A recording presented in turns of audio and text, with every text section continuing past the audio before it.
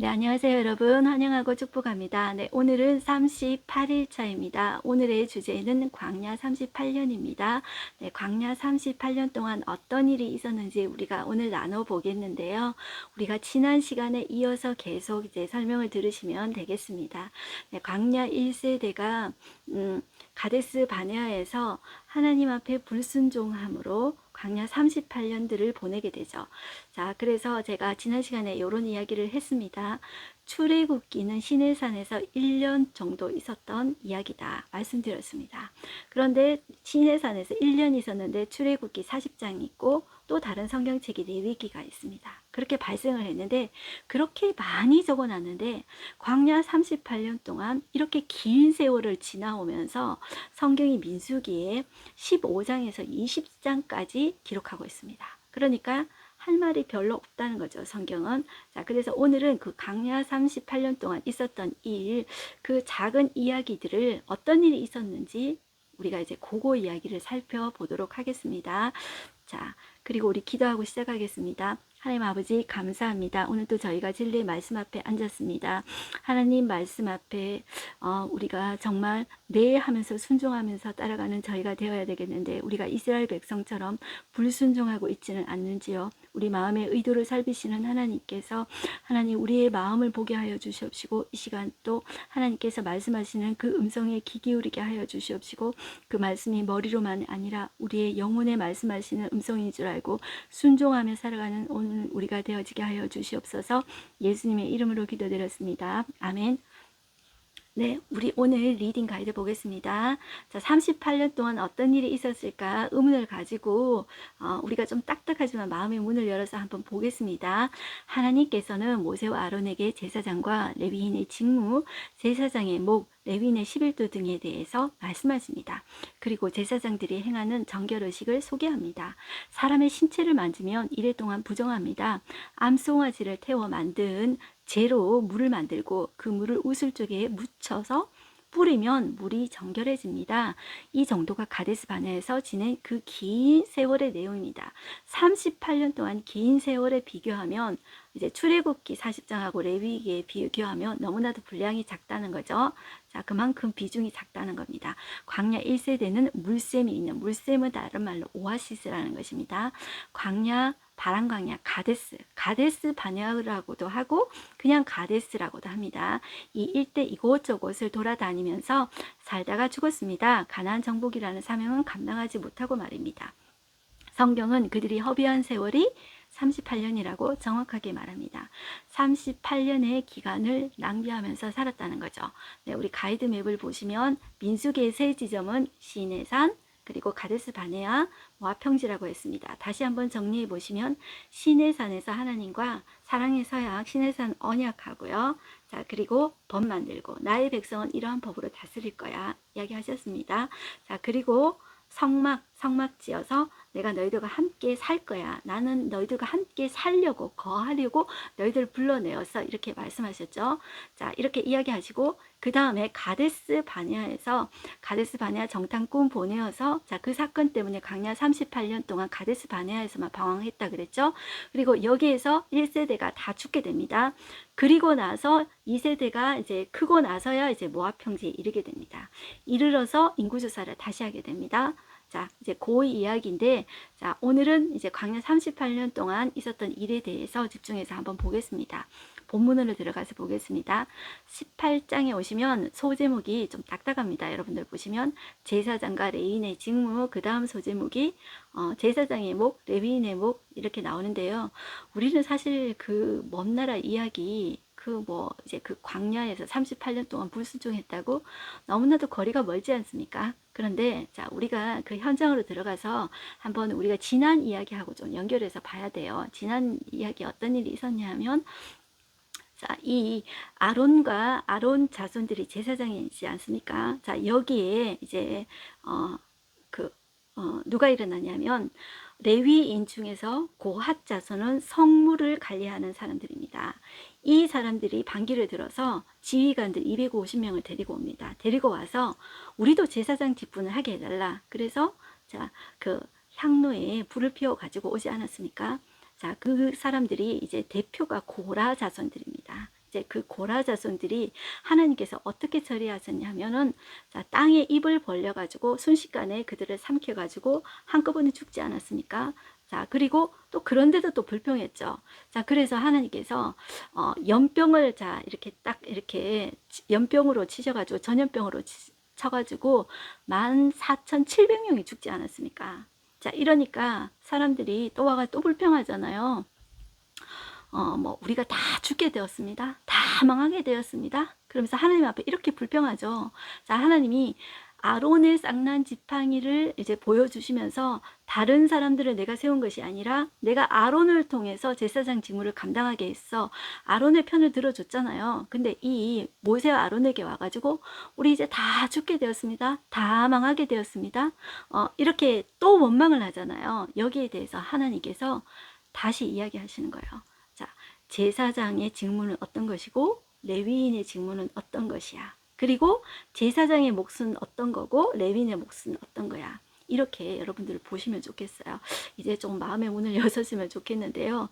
내가 그 시대를 한번 돌아갔다가 한번 생각을 해보세요. 여러분들 아론과 그 아론 제사장이 이렇게 하는 거 보면, 아들들이 하는 거 보면은 나도 하면은 잘할 수 있는데 이런 생각 들지 않습니까? 오늘날 이제 목사님 보면은 나도 목사님처럼 할 수 있는데 그런 생각 들지 않습니까? 자, 그런데 하나님 보시기에 상하 관계가 아닙니다. 레위인은 제사장의 종이고 멋이다고 이것이 아니라 하나님 구별하십니다. 제사장은 제사장대로 귀하고 레위인은 레위인대로 귀합니다. 근데 우리는 꼭 이거를 상하 관계로 생각을 합니다. 그래서 이제 레위인은 높고, 이렇게 뭐 목사, 장로, 권사, 뭐 안수집사 이런 식으로 교회도 계급으로 생각합니다.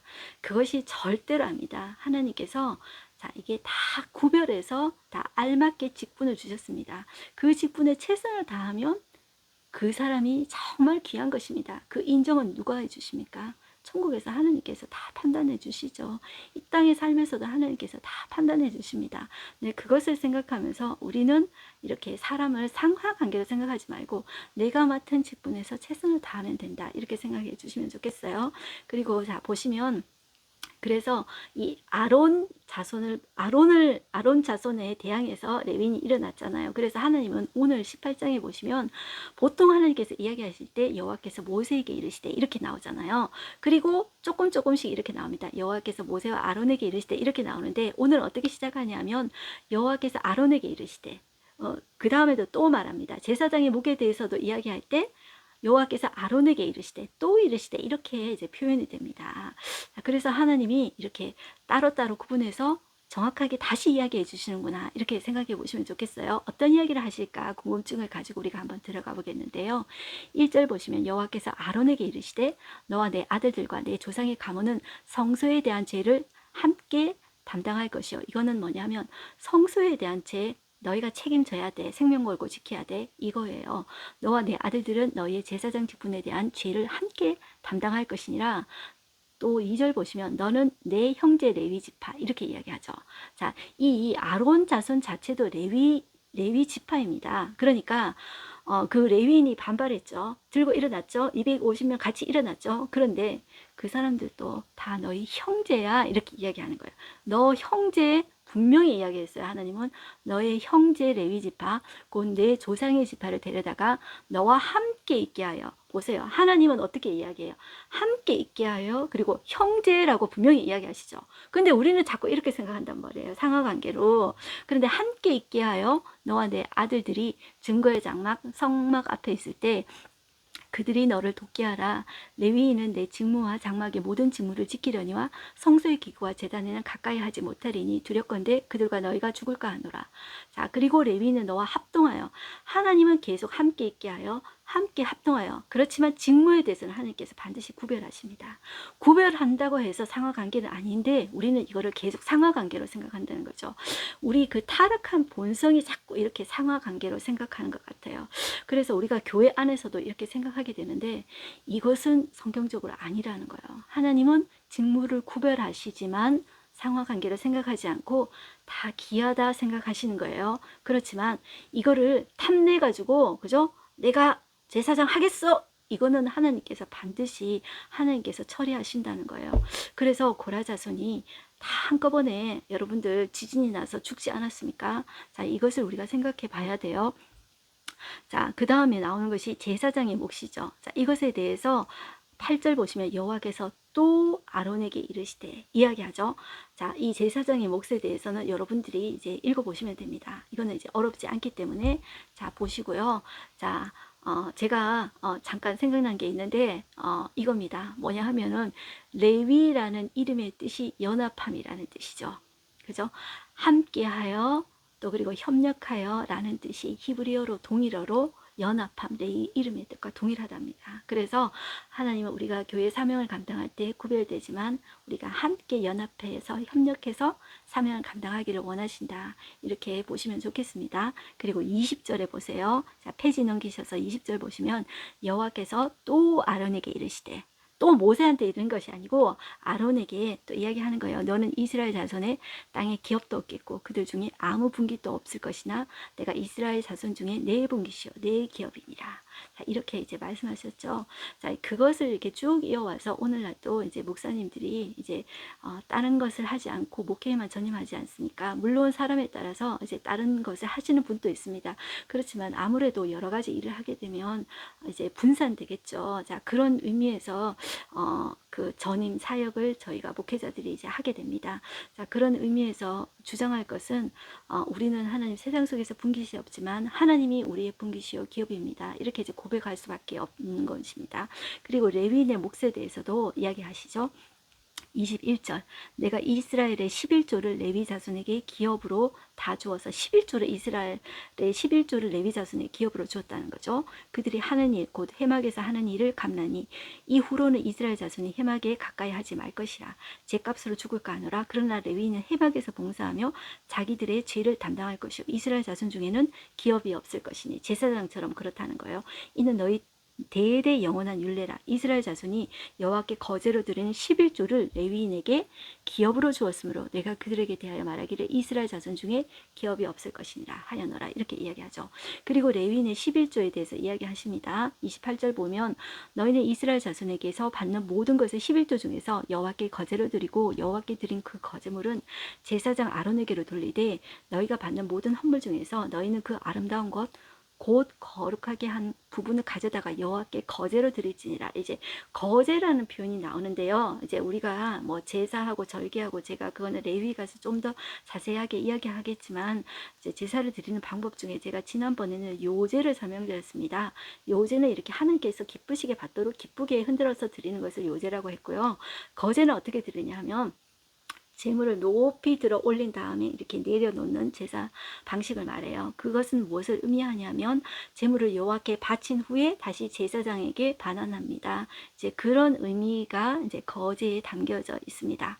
자, 이렇게 보시면 되겠고요. 그 다음에 19장에 오시면 소제목이 붉은 암송아지의 죄입니다.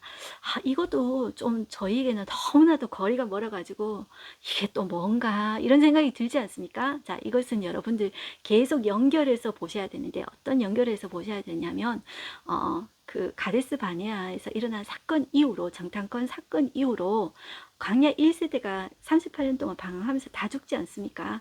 자, 1세대가 다 죽고 체인지 됩니다. 이 모압 평지에 이제 갔을 때 2세대로 완전히 체인지가 됩니다. 사람들이 바뀐단 말이에요. 그러면 얼마나 많은 사람이 죽을까요, 여러분들? 하루에도 수많은 사람들이 죽겠죠. 그런데 이 출애굽기하고 같이 발생한 레위기에 보면은 속죄제, 사람이 죽거나 이렇게 죄를 지었을 때 이제 제사가 있습니다. 속죄제가 있는데 이 속죄제를 드리는 것이 조금 이제 까다롭습니다. 수송아지 드리고 뭐 수염소 드리고 가난한 사람은 이제 곱게 빻은 곡식 가루를 뭐 이렇게 에바에 담아서 뭐 증량해가지고 뭐 얼마 드려라 이런 것이 나옵니다. 그런데 지금 이제 광야 생활 가데스 바네아에서 38년 동안 살고 있지 않습니까? 자, 그런데 그 수많은 사람이 죽는데 그 제사를 어떻게 다 드립니까, 여러분들? 그러니까 하나님께서 약식으로 간략하게 그 수많은 사람들이 죽는 것에 대해서 그렇지만 너희들이 거룩한 백성이기 때문에 반드시 이것을 해야 된다. 속죄제를 드려야 된다. 자, 그런 의미에서 이렇게 하는 거예요. 그래서 붉은 암송아지라는 제물은 속죄제에 등장하지 않는 제물이에요. 여기에서만 등장을 해요. 자, 그래서 그것을 완전히 태워서 무슨 우슬초, 묶음, 뭐 붉은 실 이렇게 해가지고 태워서 저녁까지 두었다가 그 다음날 어떻게 하고 요것이 설명이 나옵니다. 자, 그래서 그것을 19장에 들어가서 우리가 한번 보겠습니다. 그래서 속죄제를 이렇게 많이 해야 되니까 거기에 대한 하나님께서 이제 할 수 있는 방법을 하나님께서 간단하게 제시하신 것이라 이렇게 생각을 하시면 좋겠습니다. 그래서 어디를 보냐 하면 여러분들 2절 보시면 2절 중간 부분에 보시면 이렇게 나옵니다. 자, 이스라엘 자손에게 일러서 온전하여 흠이 없고, 자, 제물은 온전하고 흠이 없는 거 드려야 됩니다. 아직 멍에 매지 아니한 붉은 암송아지를 내게로 끌어오게 하고 너는 그것을 제사장 엘르아살에게 줄 것이요 그는 그것을 진영 밖으로 끌어내어서 자기 목전에서 잡게 할 것이며 제사장 엘르아살은 손가락에 그 피를 찍고 그 피를 회막 앞을 향하여 7번 뿌리고 그 암소를 자기 목전에서 불사르게 하되 이렇게 완전히 번제 태워서 드리는 거예요. 자, 그 가죽과 고기와 피와 똥을 불사르게 하고 동시에 제사장은 백향목 그리고 우슬초, 자, 이 정결케 하는 식물이 있습니다. 왼편 여백에 보시면 이 식물이 어떤 모양인지 이제 나와 있죠. 자, 이제 약간 허브 같은 그런 건데요. 자, 이 우슬초를 정결케 하는 의식에 꼭 씁니다. 그리고 홍색 실을 가져다가 암송아지를 사르는 불 가운데 이제 던져서 다 태우는 거예요. 자, 그렇게 해가지고 제사장은 자기 옷을 빨고 물로 몸을 씻은 후에 진영에 들어갈 것이라. 그런 저녁까지 부정하리라 이렇게 이야기해요. 그리고 송아지를 불사른 자도 자기 옷을 물로 빨고 물로 그 몸을 씻을 것이라 이렇게 이야기해요. 자, 그 다음에 9절 보시면 이에 정결한 자가 또 다른 정결한 자가 오는 거예요.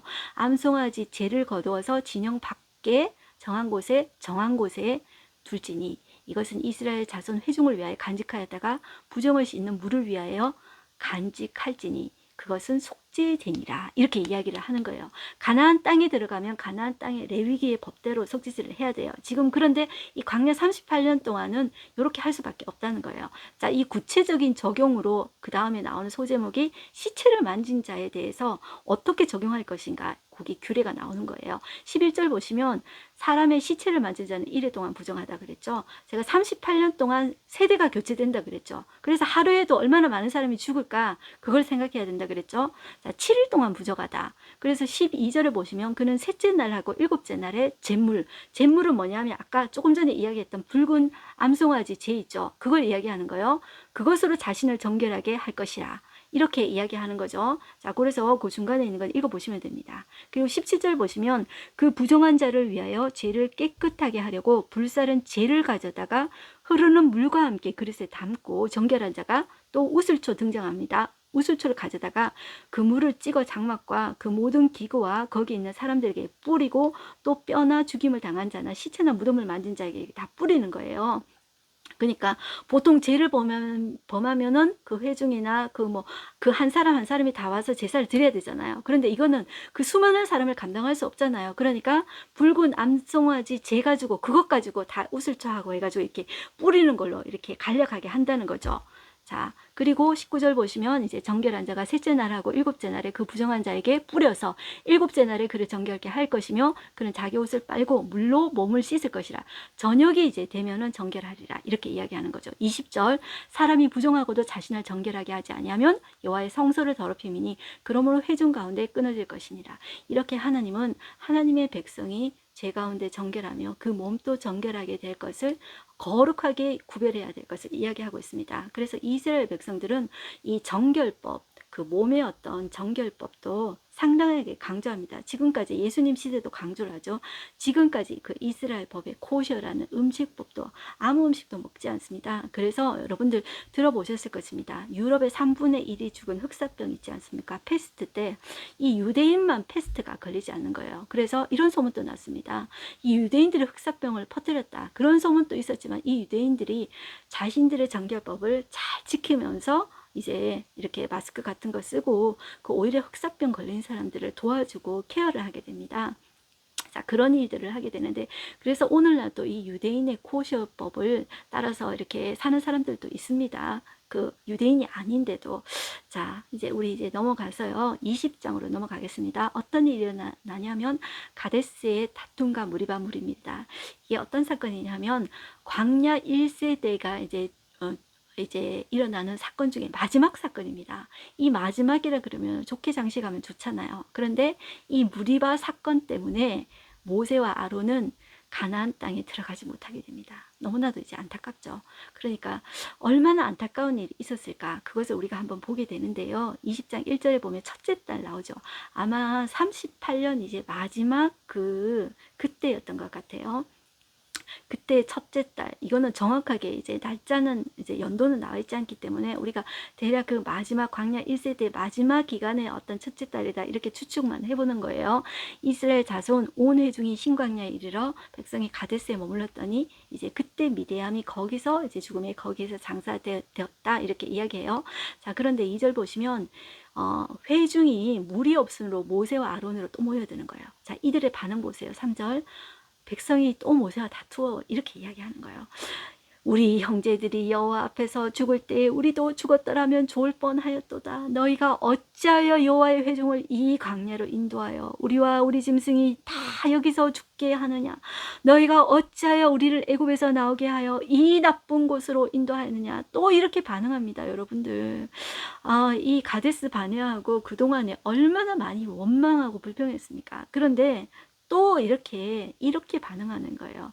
자, 물이 없었던 일이 한두 번이 아니지 않습니까? 그럴 때마다 이런 우리 앞에 문제 앞에 커다란 담이라고 느껴질 때 우리는 어떻게 해야 됩니까? 하나님 앞에 먼저 무릎 꿇어야 되죠. 기도해야 되죠. 그런데 반응이 계속 이런 반응이 나오는 거예요. 여러분들, 우리는 어떻습니까? 문제 앞에, 우리의 가로막혀진 담 앞에 지금까지 내가 걸어온 길을 생각하면 우리에게도 그동안 수많은 담이 있었지 않습니까? 그동안 하나님이 넘어오게 하고 또 넘어오게 하셨죠. 지금 내가 어떤 또 담 앞에 섰다면 지금까지 인도하신 하나님께서 이번에도 넘어가게 해주십시오. 은혜를 베풀어 주십시오. 우리가 이렇게 기도해야 되겠죠. 자, 예수님을 믿음으로 우리가 예수님의 내 속에 이제 모신 자로서 이제는 우리가 옛날하고 달라져야 되겠죠. 이 백성이 계속 이런 식으로 반응합니다. 자, 이러니까 이제 모세와 아론은 계속했던 반응이 뭡니까? 이렇게 나오면 엎드리죠. 하나님 앞에 엎드리고 하나님의 음성을 듣죠. 그러면 또 하나님께서 말씀하시죠. 7절 보겠습니다. 여호와께서 모세에게 말씀하여 이르시되 지팡이를 가지고 내 영 아론과 함께 회중을 모으고 그들의 목전에서 너희는 반석에게 명령하여 물을 내게 내라 하라. 내가 그 반석이 물을 내게 하여 회중과 그들의 짐승에게 마시게 할지니라. 자, 이 모세가 명령대로 지팡이를 잡습니다. 10절. 모세와 아론이 회중을 그 반석 앞에 모으고 모세가 그들에게 이르되 반역한 너희여 들으라 이렇게 이야기합니다. 이제 반역이라는 말이 나옵니다. 불순종 정도가 아니라 반역이라는 것입니다. 여러분, 선악과를 따먹을 때도 여러분들 불순종 정도의 죄가 아닙니다. 이 죄는, 자, 이들의 죄는 반역죄입니다. 제가 설명을 조금만 더 할게요. 그때도 옛날에 했던 것 같은데요. 이 죄는 반역죄입니다. 왜냐하면 반역이라는 것은 이제 사극에서 보면 왕이 있는데 그 왕을 제거하고 내가 왕이 되는 거잖아요. 그리고 이제 반역해서 따르는 그 무리를 반역죄로 이렇게 죽이고 이렇게 하지 않습니까? 자, 이거 선악과도 이거와 똑같습니다. 사단이 이 하와를 꼬실 때 어떻게 했습니까? 유혹할 때, 너 그거 먹으면 눈이 밝아져가지고 너 죽지 않고 너 있잖아, 눈이 밝아져 결국 나 하나님 같이 될 거야. 그래서 하나님 못 따먹게 한 거야. 이렇게 되는 거예요. 그래서 하와가 보니까 먹음직도 하고 보암직도 하고 지혜롭게 할 만큼 또 하고 이제 결국 의도가 뭐냐면 하나님 같이 되고 싶었던 거예요. 하나님을 제거하고 하나님처럼 되고 싶었던 거예요. 사단도 마찬가지고 사람도 마찬가지예요. 그것이 무엇입니까? 반역이에요. 불순종 정도가 아닙니다. 불순종 정도가 아니라 아버지를 제거하고 내가 아버지 자리에 올라가는 거죠. 아버지 잔소리하는 거 듣기 싫다는 거죠. 듣기 싫으니까 나 아버지 죽여버리고 내가 그 아버지의 자리에 올라가겠다는 거죠. 그것이 반역죄입니다. 자, 이 죄를 보고 모세는 반역이라고 합니다. 반역한 너희에 들으라. 우리가 너희를 위하여 이 반석에서 물을 내랴 하고 모세가 어떻게 반응하냐면 손을 들어 그의 지팡이로 반석을 2번 칩니다. 얼마나 화가 났겠어요. 자, 물이 많이 솟아나므로 회중과 그들의 짐승이 마시니라. 모세의 심정도 참 이해가 됩니다. 그런데 하나님께서 모세에게 대해서 엄중하게 이야기하십니다. 12절 보시면 여호와께서 모세와 아론에게 이르시되 너희가 나를 믿지 아니하고 이스라엘 자손의 목전에서 내 거룩함을 나타내지 아니한 고로 너희는 이 회중을 내가 그들에게 준 땅으로 인도하여 드리지 못하리라. 그래서 이 사건 때문에 모세와 아론은 가나안 땅에 들어가 보지도 못하게 됩니다. 자, 얼마나 기다렸습니까? 지금까지 다 왔잖아요. 근데 이것 때문에 못 들어가게 되는 거죠. 이스라엘 자손이 여호와와 다투었으므로 이를 무리바 무리라 하니라. 이 무리바는 이름하여 다툼이라는 뜻입니다. 자, 그리고 여호와께서는 그들 중에서 그 거룩함을 나타내셨더라 나오죠. 그러니까 하나님을 믿는다는 것이 그 하나님의 거룩함을 그 지도자는 드러내야 되는데, 참 모세 같은 사람도 참 그런 점에서 하지 못했기 때문에 가나안 땅에 들어가지 못했구나. 그걸 생각하면 너무나도 이제 두려운 일입니다. 지도자는 너무나도 두려운 일입니다. 하나님의 사랑과 그 하나님의 거룩하신 그 진리를 드러내는 도구가 되어야 되기 때문입니다. 그렇기 때문에 구별되어져야 되고 그런 것입니다. 그래서 그것이 절대로 자랑이 아닙니다. 그런데 우리는 그것을 다른 사람보다 이렇게 높게 생각하고 다른 사람을 이렇게 낮게 생각하고 그래서는 절대로 안 된다는 거죠. 자, 그래서 우리 오늘 하루 한 절 말씀 한번 보겠습니다.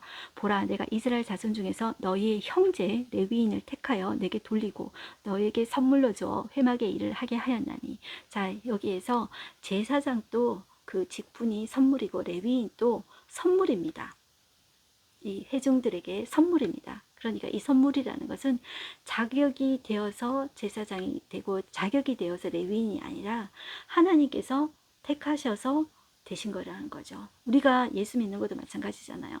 우리가 뭘 잘해서 잘나서가 아니라 하나님이 우리가 태어나기 전에 택하셨다는 거잖아요. 그렇기 때문에 우리는 겸손할 수밖에 없습니다. 그렇기 때문에 우리는 상하 관계가 아니라 구별되고 내가 내 직분에 최선을 다하면 되는 것입니다. 그래서 우리가 교회 안에서 조심해야 될 것이 서로 누구는 높고 나는 낮고가 아니고 비교하는 것이 되어서는 안 됩니다. 그리고 구별되어져 거룩하게 지켜야 된다는 거. 그리고 이 레위인이 제사장 직분을 탐내서 내가 제사장 하겠어 이렇게 격돌했을 때 하나님께서 고라 자손을 지진을 딱 내가지고 딱 삼키지 않았습니까? 그 고라 자손 고라하고 그 일을 일으킨 사람뿐만 아니라 그 자손과 그 지휘관까지 다 죽었습니다. 250명. 그것을 생각할 때 내가 내 직분에 감사하고 최선을 다하는 것, 그것이 얼마나 중요한가를 보게 됩니다. 그리고 그것은 선물이라는 것을 꼭 기억했으면 좋겠습니다. 네, 우리 오늘 인사이트를 보시면 하나님은 제사장에게 성소와 제단의 직무를 맡기셨습니다. 또한 레위인이 그 제사장의 직무를 도와 동역하게 하십니다. 레위인은 제사장에게 선물 같은 존재입니다. 바울에게는 선물 같은 동역자 브리스길라와 아굴라가 있었고요. 디모데와 에바브로디도도 있었습니다. 다윗에게도 목숨을 걸고 지키는 선물 같은 신하들이 있었습니다. 동역자는 하나님의 선물입니다. 네, 오늘 이렇게 보시고요. 자, 우리가 하나님의 사명을 감당할 때 우리는 절대로 상하 관계 그리고 다른 사람의 일을 어떤 부러워하거나 그렇게 하지 않고 내가 나의 직분 주신 것을 선물로 생각하고 감사하게 여기고 그렇게 사명을 감당하는 우리가 되었으면 좋겠어요. 38년 동안 긴 세월 동안 방황하면서 별로 할 일 없이 먹고 살다가 죽는 인생을 사는 그들을 보면서 여러분 우리는 먹고 사는 것으로 만족하는 인생으로 살겠습니까? 하나님 내게 주신 사명을 감당하는 사람으로 살겠습니까? 그 질문 앞에 대답하면서 살아가는 우리 되었으면 좋겠습니다. 기도하겠습니다.